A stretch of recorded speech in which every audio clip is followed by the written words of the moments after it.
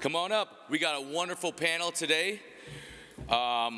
It's okay. We got Tina, Eve, and Shuhei.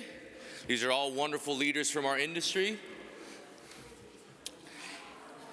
And from what I just heard, we got an important call. I guess he's okay, but Lewis cannot make it. He just got in a car accident.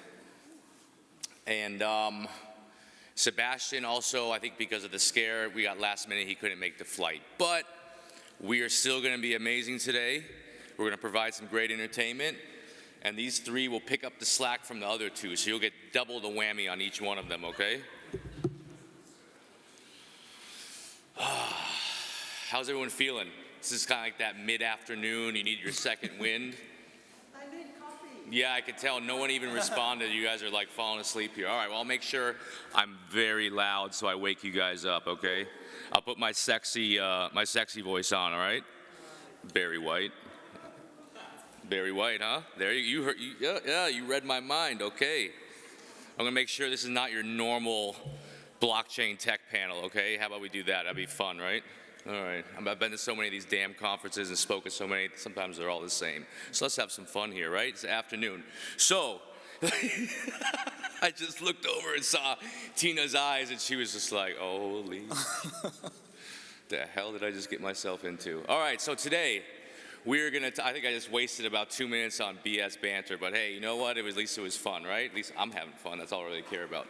So today we're gonna talk about the global perspectives on blockchain and the future of finance. This is always a hot topic because we wanna know where we came from, what's happening right now, and in the future, right? What's going on. So before I jump into some questions, let's just do a little short intro of who you guys are, what you're about for the crowd. We can start. Let's start with you, Eve. Hello everyone, I'm Yves Messi. I'm a blockchain engineer and architect at R3. I focus on architecting capital markets infrastructure projects, insurance and payments projects at R3 in Europe, the Middle East and Africa.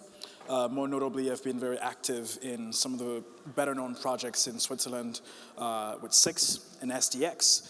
And with some of the European clients like tier 1 financial institutions looking to essentially jump onto blockchain. Hello, I'm delighted to be here today. My name is Shuhei Kataoka, the first secretary at the Japanese embassy based in London. My former position is Deputy Director at the Cabinet Secretariat at the Government of Japan, and also we have the innovative policy for the accelerate your mission based on the blockchain with experiment with governments. I would like to show you some of the experience, the real use cases in Japan based on the blockchain. Thank you. I'm Tina Baker-Taylor. I'm the Managing Director of Looking Glass Labs, which is a bespoke consultancy working primarily with digital asset firms on commercial strategy and regulatory affairs. I previously was at Global Digital Finance, so you just heard from Lawrence a few minutes ago, so I have been working with policymakers globally on trying to synchronize and harmonize recommendations for digital assets globally. Wonderful. Thank you for that, and I'm glad I got another fellow American here, so it's good. Woo. Woohoo! I think we're one of the only ones, right? Any other American? Oh, 4 of us here. Oh, is someone clapping? All right, great. Okay, so let's just dive right in. I want to start with Shuhei, because even though he's here in London, but you know he works with Japan, those governments, and the London government. Japan has a very special place in my heart because I've worked there for years in blockchain industry, and I have a tattoo of Mushin on my arm, which means no mind. Tom Cruise talks about it if you've ever seen The Last Samurai, but I promise you I got the tattoo before that movie came out, okay? So I wasn't biting Tom Cruise. So hey, this is really interesting to me.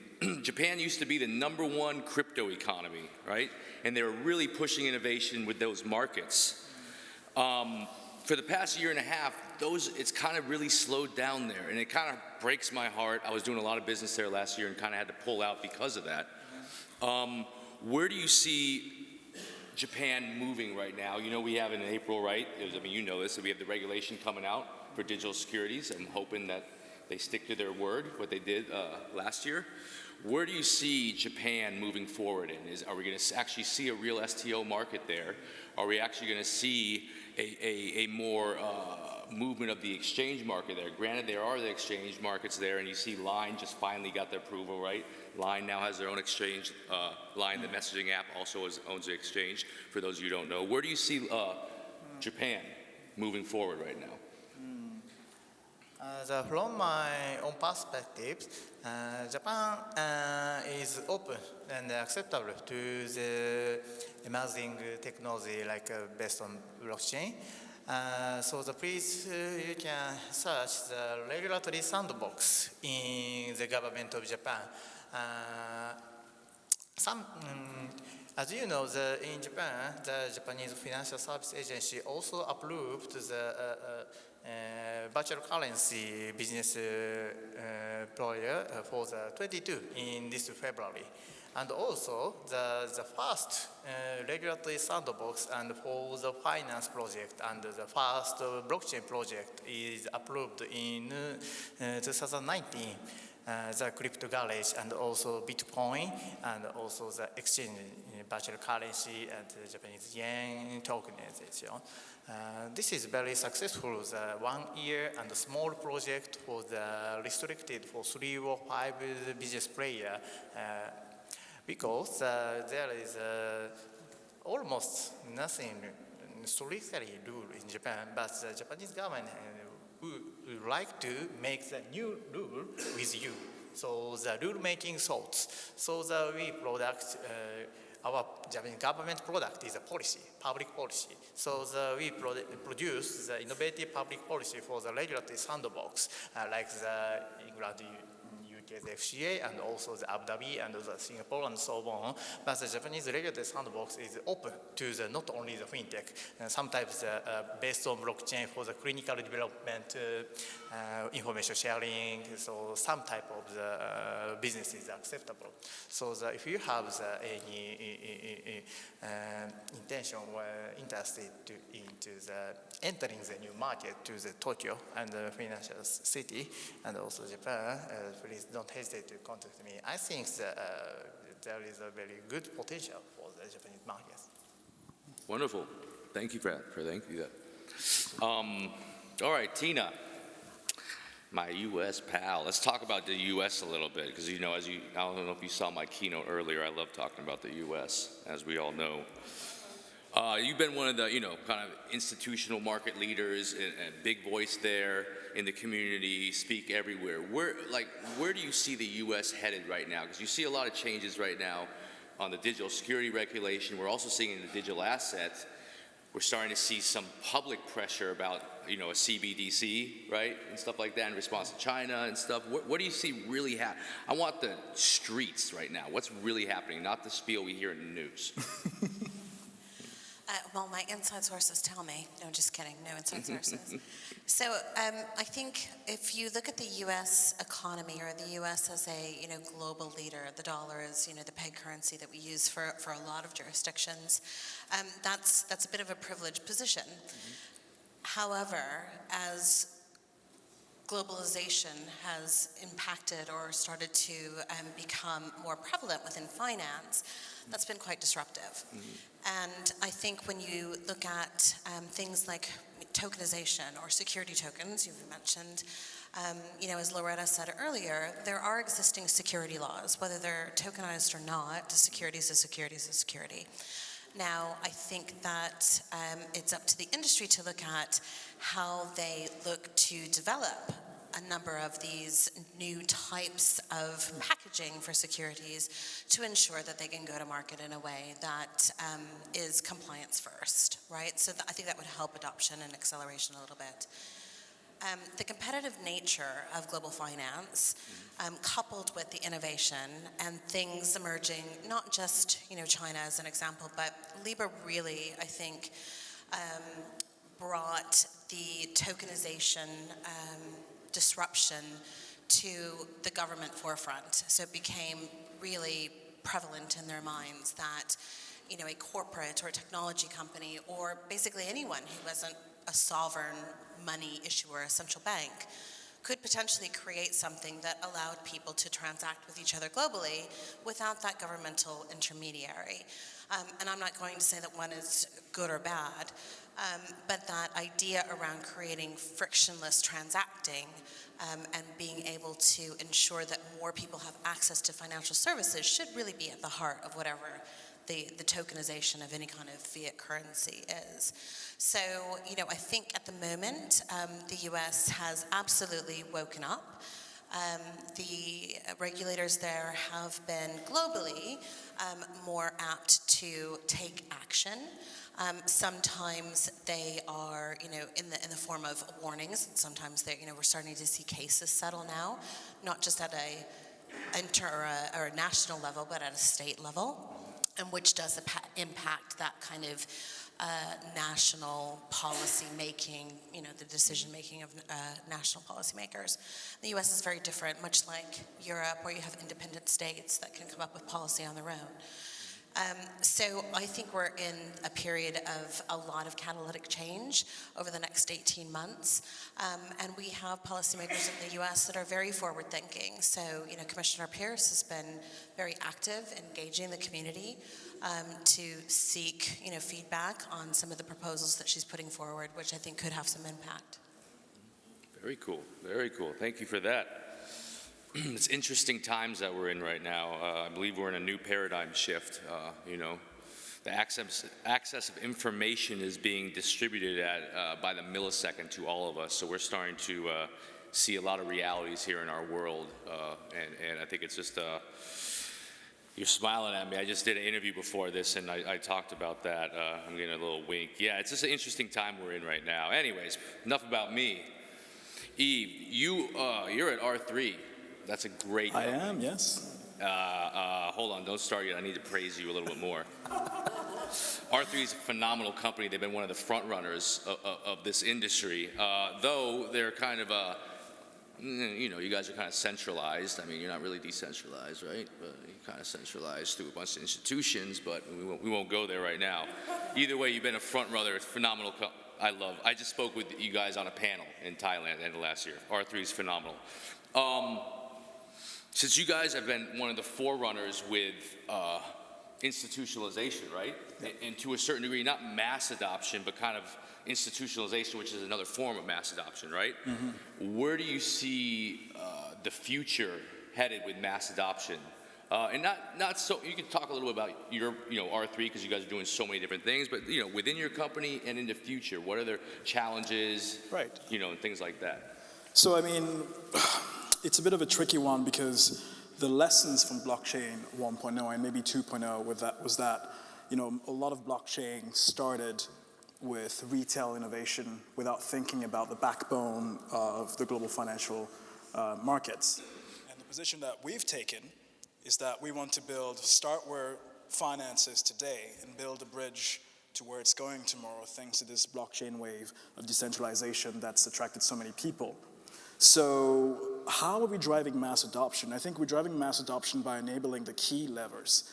And by that I mean projects like SDX, for example, in Switzerland, mm-hmm. which is going live in a couple of weeks to maybe months from now. That's sensational, essentially. They're going to prove a production use of blockchain technology to trade equities in a way that's already getting a lot of attention in Thailand, as you said, mm-hmm. in Singapore. We're doing a lot of work with Singaporean authorities. Project Ubin, which is publicized, mm-hmm. with the Eurocoin that you may have seen during the Christmas holidays, mm-hmm. And other central bank digital currency projects. So there are three main legs of this mass adoption. We're working with central bank digital currency and commercial cash projects. We're empowering potentially players like custodians to play a role digitally to make sure that we can have a safe, reliable way of matching billions of dollars of trades per year. We usually look at crypto as disrupting the entire financial markets industry, but we have to remember that we get 300,000 transactions per day in crypto. Real financial markets see 300 billion transactions a day. So when it comes to crypto alone, we're not there yet, but we're hoping that R3's Quarter blockchain can be a bridge where players with robust technology in existing financial markets can lend their expertise to crypto markets, making them mature, making them safer to be adopted, and therefore making them more institutionalized. So we're very much taking a base layer approach from where finance is today and bridging it to where it's hoping to go tomorrow. It's great. Thank you for that. Yeah, you guys are doing a lot of work. Your APAC, I think head of sales, I forget her name who I spoke with. She said you guys are working with Thai banks right now. Yes. On some stuff. Yeah, that's really incredible. Let me take it back to Shuhei. I think this is interesting. At least it's very interesting to me. Maybe you guys won't give a crap, but why don't you touch on being a first secretary of the embassy? I think that's just an interesting. I've always found that fascinating. Like, countries have these representatives, right, and authorities in each country, and they work together, but each one of them has their own kind of jurisdiction on certain things. Are you specifically just for crypto and blockchain, or do you cover other financial things? Could you explain a little bit more about that, and then how your role with Japan and London, this business channel with crypto and blockchain is? Yeah. I'm seconded from the Ministry of Finance, the government of Japan. So my involved area is so broad. So first of all, one of the research for the UK HM Treasury's budget project for the next week, or some of the researching for the data tax, and also researching for the financial regulation in the FCA or PLA and so on. And also sometimes we research for the UK border force and the HMRC for the tariff. And the free trade agreement, UK and EU, the situation.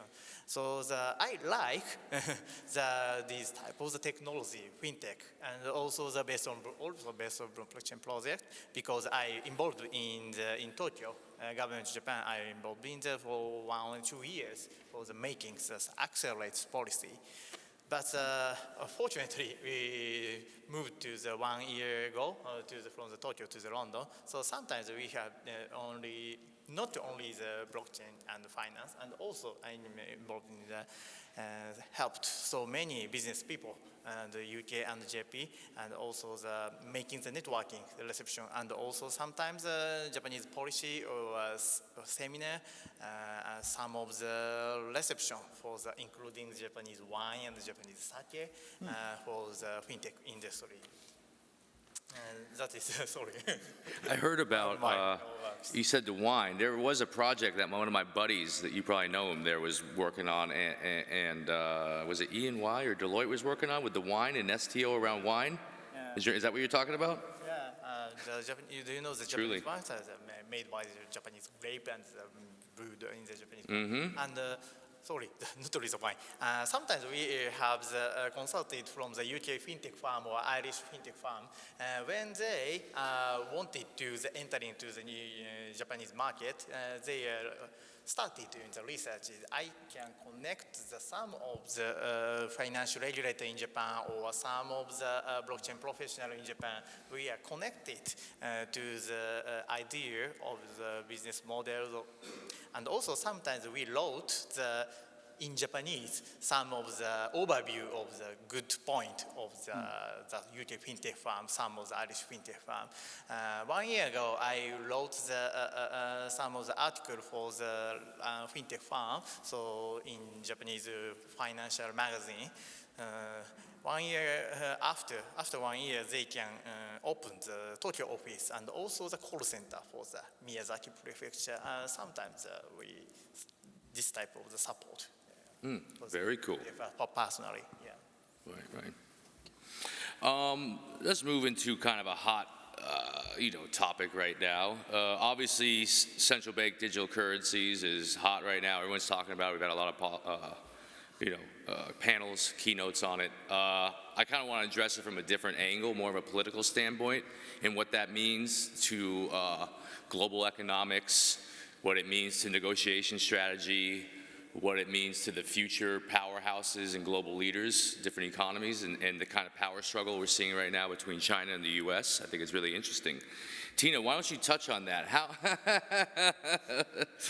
a non-biased point of view, okay? Because we know you're American. Hold on, I didn't even ask the question yet.